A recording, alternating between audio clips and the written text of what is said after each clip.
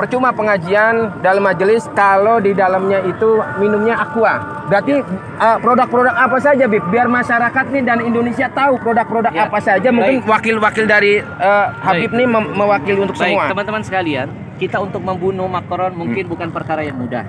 Ya, kita terbatas oleh jarak dan keadaan. Tapi paling tidak kita membunuh lewat ekonomi. Mereka hina Nabi dengan kartun, kita serang mereka dengan ekonominya.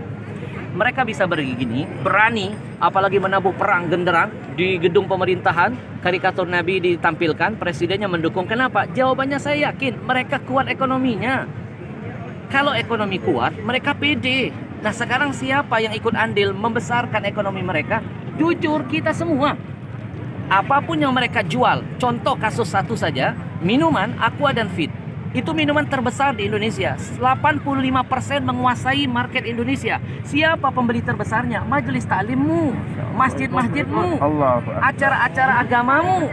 Itu yang membuat mereka jadi besar. Maka sekarang mereka menabuh perang dengan gambar Nabi yang mereka hinakan. Sekarang kita tabuh perang, kita perang ekonomi mereka. Saya mengajak mulailah dari yang kecil dulu.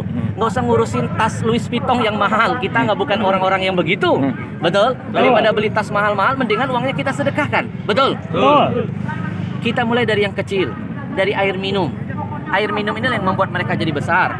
Haramkan aqua, haramkan Fit, jangan lagi masuk ke majelis-majelis taklim kita. Karena pembeli terbesar produk mereka adalah majelis taklim kita. Yang ceramah ulama kita, yang hadir jamaah kita, acara di masjid kita. Kenapa minuman kafir masuk mengambil untung? Ada yang salah dengan jihad kita. Maka saya selalu menghimbau dalam setiap dakwah saya, jihad yang paling urgent saat ini adalah jihad ekonomi. Haramkan semua produk-produk kafir, apalagi Yahudi, karena keuntungan mereka tidak sedikit mereka pakai untuk menghancurkan kita. Sekarang yang mau makan, makanlah di restoran milik kaum muslimin. Yang mau belanja, belanja dulu di warung-warung milik kaum muslimin. Mau cari barang, beli barang-barang milik orang Islam.